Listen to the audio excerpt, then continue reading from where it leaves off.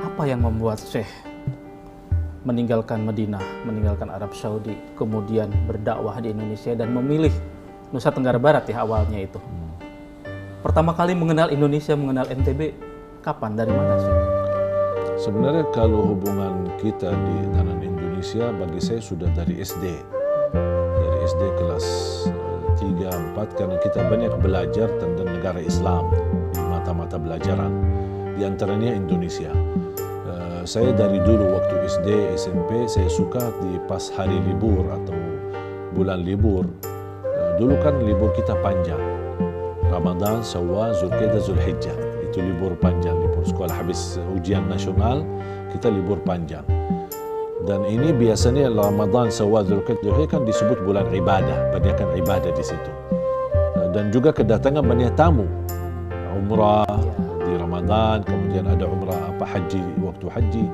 Makanya kami di pas saat libur selalu bersama anak-anak sekolah, teman-teman sekolah suka membawa berdagangan, air minum, teh susu, buah-buahan kecil-kecilan lah gitu. Sebagai anak-anak kita bawa naik sepeda di kawasan Masjid Nabawi di sana, dan sering kita bertemu dengan berbagai macam penjuru dunia ya, ada yang Afrika dan lain, tapi lebih banyak karena jamaah Indonesia kan yang terbanyak jamaah haji, terbanyak jamaah umrah, makanya sering bertemu. Dan setelah waktu itu masih hafal bagus ini.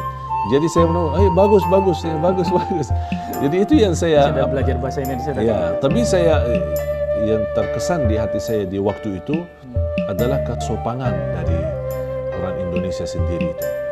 Tambah saya melihat apa itu Indonesia, tidak terlalu fikir ke sana, tapi cara mereka kemudian bergaul di tanah suci, tidak pernah ribut, tidak pernah bikin kesusahan, tidak pernah membahayakan masalah keamanan dan ketertiban.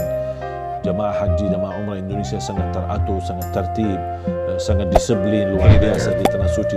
Walaupun mohon maaf di negeri ini sendiri kadang-kadang susah diatur ya, tapi kalau di tanah suci luar biasa. Disitulah mulai agak sedikit mengenal sosok orang Indonesia seperti apa. Apalagi kita dulu kan belajar sosok ulama Indonesia yang berada di tanah suci, banyak cukup Al-Bantani, Al-Falimbani, Al-Banjari dan lain sebagainya. Ulama-ulama yang memiliki pengaruh, bahkan ada di antara mereka yang sampai jadi imam besar di Masjidil Haram, dan ada juga menjadi muazzin di Masjidil Haram maupun di Masjid Nabawi. Berarti sebenarnya Indonesia memiliki sejarah. Walaupun saya bukan ahli sejarah, tapi sambil berjalan waktu saya dapatlah belajaran. Kemudian ada juga sebagian dari keluarga kami yang berdarah Indonesia. Saya kan belum berfikir, masih mungkin di usia masih muda, masih sekolah, tidak terlalu fikir.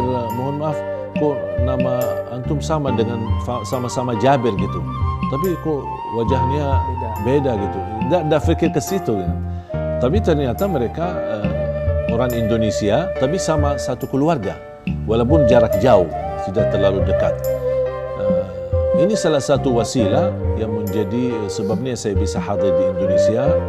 Tujuan pertama kali untuk jalan-jalan sebenarnya, untuk hanya jalan-jalan, tapi subhanallah dapat ketika saya silaturahim, salah satu kesempatan saya kunjungi seorang di daerah Menteng sore hari, dan ketika mendekati maghrib beliau ajak, mau nggak ayo kita sama-sama salat di masjid, dan rumah beliau dekat dengan Masjid Sunda Kelapa. Kita jalan kaki malah, jalan kaki. Itu tahun berapa sih? Tahun 2008. Pas saya sampai ke sana, dan kalau tidak salah di ujung bulan Syaban waktu itu. Pas sampai ke masjid, beliau kenalkan saya waktu itu belum bisa bahasa Indonesia. Beliau kenalkan sama takmir masjid, ini keluarga saya datang dari Madinah. Biasanya kesan jamaah kalau ada tamu dari Madinah langsung diminta imam. Oh imam.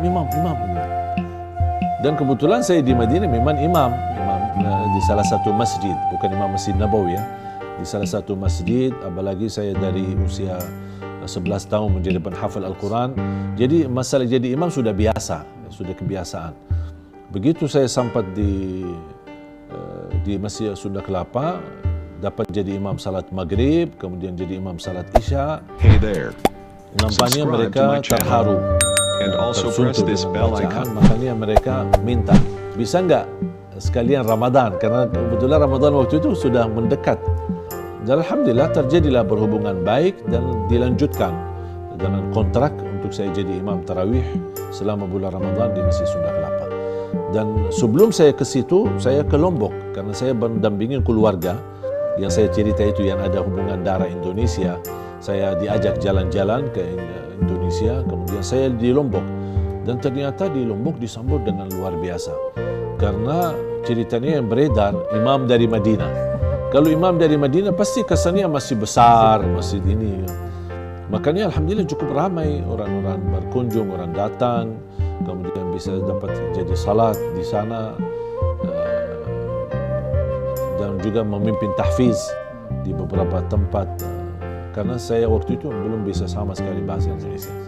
Dan alhamdulillah sambil merasa nyaman, apalagi Lombok daerah wisata bisa dibilang sangat indah. Pulau-pulau telah cukup banyak.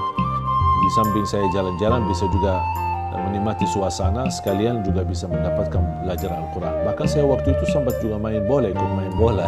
Jadi pemain bola. Ya, sampai di Lombok saya dikenal, diberikan nama panggilan Ali Zidane. Ali Zidane. Iya, Ali Oke, Zidane. pemain Prancis.